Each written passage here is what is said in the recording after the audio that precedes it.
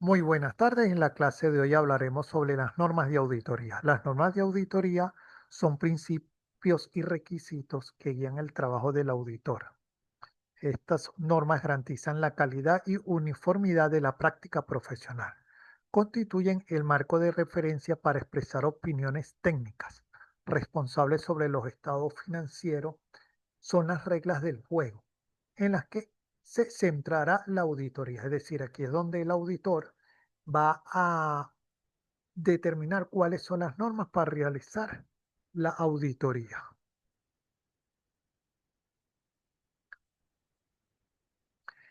La importancia de las normas, que garanticen calidad, que promuevan la uniformidad, aumentan la confiabilidad y guían el juicio profesional. Al garantizar la calidad, establece un estándar mínimo para la ejecución del trabajo. En la promoción de la uniformidad es asegurarse que exista consistencia en las auditorías independientes del auditor. En cuanto a la confianza, que proporcione una base sólida para los usuarios de los estados financieros. Y en cuanto a la guía del juicio profesional, que ofrezca un marco amplio para un juicio informado y objetivo sobre la auditoría que se está realizando. En las normas generales o personales tenemos entretenimiento técnico y capacidad profesional, que es la formación adecuada y la experiencia que debe tener el auditor para realizar su trabajo. En cuanto a la independencia, es una actitud mental independiente y objetiva, donde la realización del trabajo no se vaya a ir influenciada por alguna relación que pudiese tener el auditor con la empresa. Y el cuidado o esmero profesional es la diligencia y competencia íntegra durante todo el proceso que se debe tener. Se debe ser demasiado cuidadoso, tener la capacidad necesaria para poder realizar el trabajo. Estas normas se refieren a las cualidades que debe poseer el auditor como profesional, donde se definen sus características personales y la calidad que se espera de su trabajo. En cuanto a las normas relativas a la ejecución del trabajo, tenemos la planeación y la supervisión. El trabajo debe ser adecuadamente planeado. Los asistentes deben ser supervisados apropiadamente. Esto asegurará identificar las áreas de riesgo. Es decir, durante todo el proceso se debe bien planeado qué es lo que se quiere lograr con la auditoría y una supervisión permanente. El estudio y evaluación del control interno. El auditor debe obtener conocimientos suficientes del control interno de la organización que se esté auditando. Esto determinará la naturaleza, oportunidad y alcance de las pruebas a aplicar. En cuanto a la obtención de las evidencias suficientes y competentes, se debe obtener evidencia mediante inspección, la observación, la indagación y la confirmación. Esta evidencia sustenta las conclusiones del auditor, es decir, debemos de inspeccionar los papeles de trabajo, de estar seguro de lo que se esté haciendo, observar, ser demasiado detallistas y observadores, al tener alguna duda, indagar el por qué está ocurriendo eso y lo más importante es hacer la confirmación de todo ese proceso. En cuanto a las normas relativas a la información, tenemos la aplicación de los principios de contabilidad generalmente aceptados. El informe debe indicar si los estados financieros cumplen o no con los principios de contabilidad generalmente aceptados. Debe tener una consistencia. Acá se debe identificar las circunstancias donde los principios no se observaron uniformemente respecto al periodo anterior, es decir, si al comparar el periodo hubo alguna disparidad en los principios, no se están llevando adecuadamente. En cuanto a la revelación suficiente, las revelaciones de los estados financieros deben ser razonablemente adecuadas para su interpretación. Es decir, que al que de lo que se muestre, que lo que se diga esté soportado en cuanto a esas revelaciones. En la expresión de opinión, el informe debe obtener opiniones sobre si los estados financieros indican o no, se puede expresar. Es decir, si al expresar esa opinión es una opinión limpia, una opinión con salvedad, o por qué nos está mintiendo una opinión. En cuanto a los principios de contabilidad generalmente aceptados, tenemos que son reglas y convenciones adaptadas como guía para la preparación de esos estados financieros.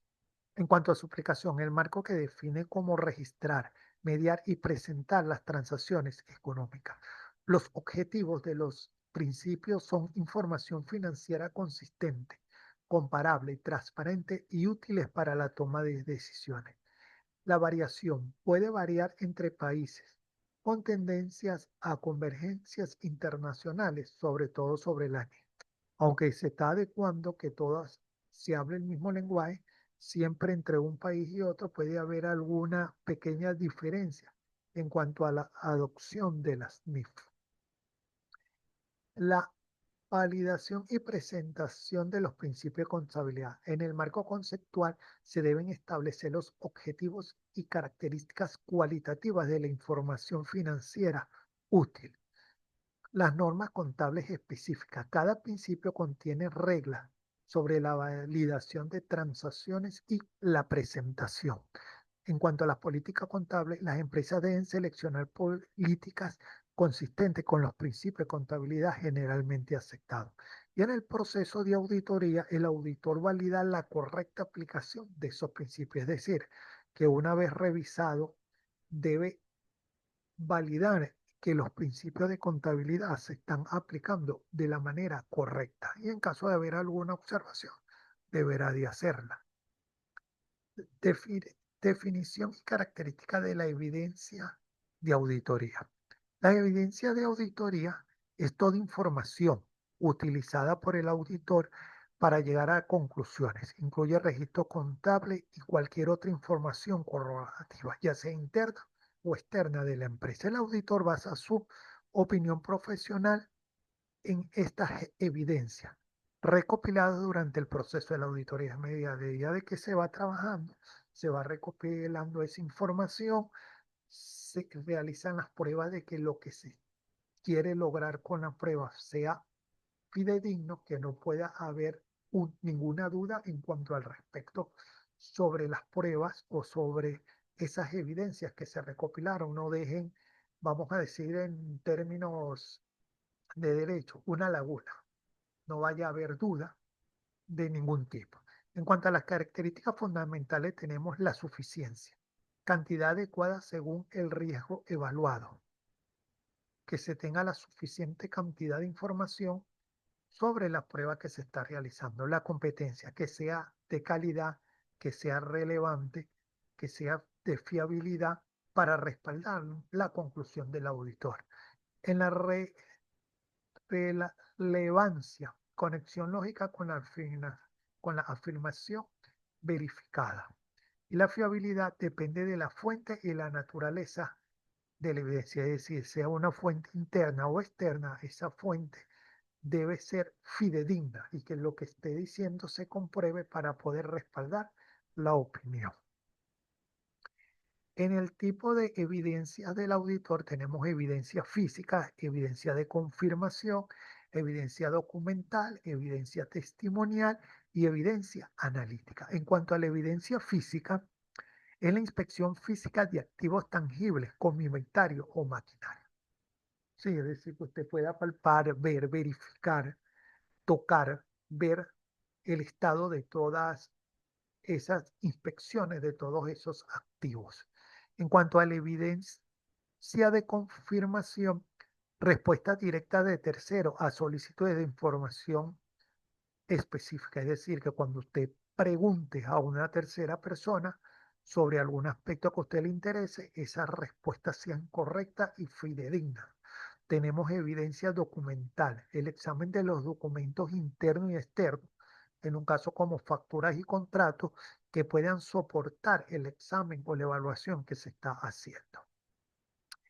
Evidencia testimonial, obtener mediante entrevistas con personas o terceros relacionados. Es decir, si se tiene alguna duda, se va a terceras personas, se trata de comprobar que lo que diga el documento, que lo que se vio, que lo que se observó, sea de la manera como usted lo está viendo y que pueda ser corroborado correctamente. En cuanto a la evidencia analítica, el análisis de relaciones y tendencia entre datos financieros, el análisis de la relación y la tendencia de esos datos financieros sean fidedignos, sean comprobables, sean exactos, no quede duda, no dé lugar, perdón, a ningún tipo de duda. En cuanto a las técnicas de recolección, tenemos inspección, observación, indagación, confirmación y recálculo. En cuanto a la inspección, es el examen de los registros, documentos o activos.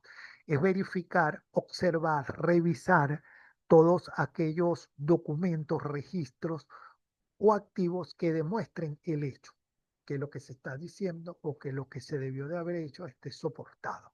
En cuanto a las observaciones, tenemos presenciar procesos ejecutados por otros, es decir, observar si el proceso se está llevando adecuadamente de acuerdo a las políticas y controles internos establecidos por la empresa, que se está haciendo de la manera correcta como está establecido. En cuanto a la indagación, es la búsqueda de información mediante preguntas, es decir, hacer un cuestionario, preguntar, averiguar por qué se hace de esta manera, por qué no se hace de esta otra, por qué es así, qué pasó, por qué no se hizo o para qué se hizo. Ese tipo de preguntas como que indaguen, que le den soporte a esa averiguación que se está haciendo. En cuanto a la confirmación, respuestas directas de tercera, es decir, cuando usted le pregunte a una persona sobre algún asunto determinado, él pueda contestar de manera clara, correcta, concreta y concisa, que no haya duda en su respuesta, no genere ese tipo de duda. Y en cuanto al recálculo, verificar las exactitudes matemáticas, es decir, verificar que los cálculos matemáticos, que los registros contables son los adecuados. La selección de estas técnicas dependen del riesgo identificado y la naturaleza de las cuentas a examinar. Se suele usar una combinación para obtener una evidencia suficiente. Eso ha sido todo por hoy. Alguna duda pueden dejarla en los chats. De cualquier duda, de todas maneras ya está abierta la primera actividad. En el transcurso de esta semana estaré habilitando el segundo módulo y la segunda actividad. Muchas gracias. Buenas tardes.